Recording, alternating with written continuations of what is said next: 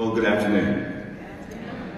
First, I must express what a great privilege it is to be a part of United Way of the Greater Triangles 10 to Watch.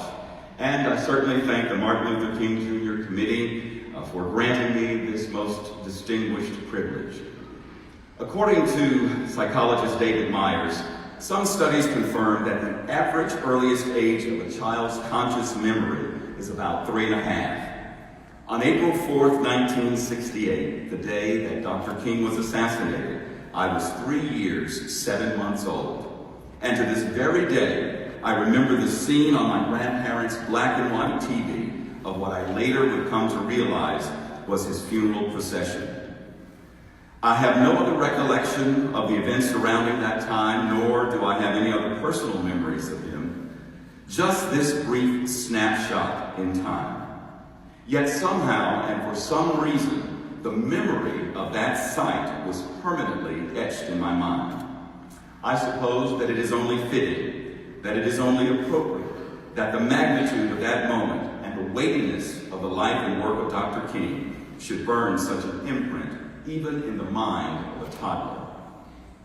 I was raised my entire life by my grandparents in a small town in Halifax County, North Carolina called Scotland.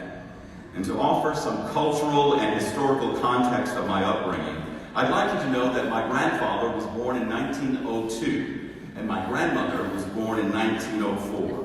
They raised 8 of their own children and 6 grandchildren, of which I was the last. In hindsight, it is very clear and obvious that we were on the lower rung of the socioeconomic ladder. I just didn't know it.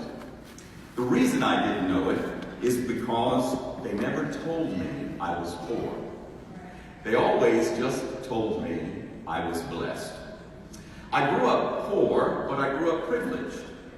I was poor, but I was privileged because I was in a loving and stable home. I was poor, but I was privileged because I lived in a strong community. I was poor, but I was privileged in that it was demanded of me that I have respect for others and respect for myself. I was poor, but I was privileged to be taught to believe in my own potential. I was poor, but I was privileged to understand that education was the way out. I was poor, but I was privileged because I had hope. I always had a sense of hope for my life, and I always believed that I could achieve whatever I desired in life. And the reason was very simple, because my grandparents had an undying, unrelenting belief in the same outcome for me. Some of you may have heard a similar mantra as I did growing up. My grandmother would always say, "I don't care if you grow up to be a ditch digger, just be the best ditch digger that there is." My grandparents were my encouragers. They were my cheerleaders and the architects of my hope. Now, admittedly, I am somewhat biased toward Willie and Susie Jones, but they are and were a far cry from being the only kind of parents and grandparents to fit this description. Their kind of eternal optimism was something that was common in our community, even in a community that spent its life, raised its children within the difficult realities of the Jim Crow South. It was a common trait in the African American community that we never stopped believing in a brighter day. They simply never gave up hope. It is with this cultural climate, or within this environment, this spirit of the age in the black community, which served as the incubator that produced Dr. Martin Luther King Jr. Dr. King, however, was not just the product of that age. He became the fuel that turned a flame of hope into an inferno whose heat and light will never be extinguished. Dr. King gave my grandparents hope. My grandparents gave me hope. And it is our responsibility to give hope to the generations that are yet to come. In 2009, I, along with an amazing board of directors, set out to do just that by founding and starting the Daniel Center for Math and Science. Ours certainly is a STEM-based education enhancement program, which currently serves children from age 5 until they are literally in their junior year of college. We hope to soon, within the next 90 days, open our first early education pre-K component to serve kids ages 3 and 4.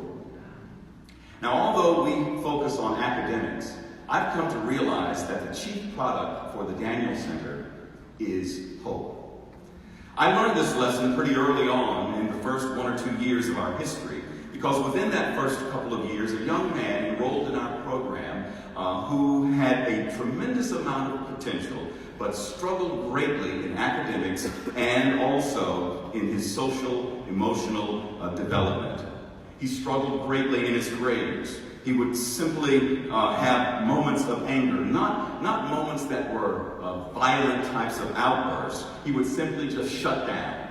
He would turn off. He would not speak. He would not move. He would not respond. Even when he was angry, he was uncomfortably quiet all the time.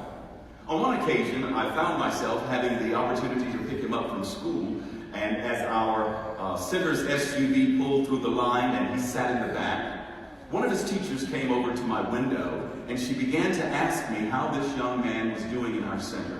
And both of us began to talk about what great potential he had and what a fabulous young man he was, and how he had a destiny that if he applied himself, he could be anything he wanted to be. Later that day, when his grandmother came to pick him up from our program, something happened that I'd never seen happen in him. He became all of a sudden animated and bubbly and alive. And he called to me to meet him over at the door with his grandma. And this is what he said to me. He said, "Tell my grandma what my teacher said about me today."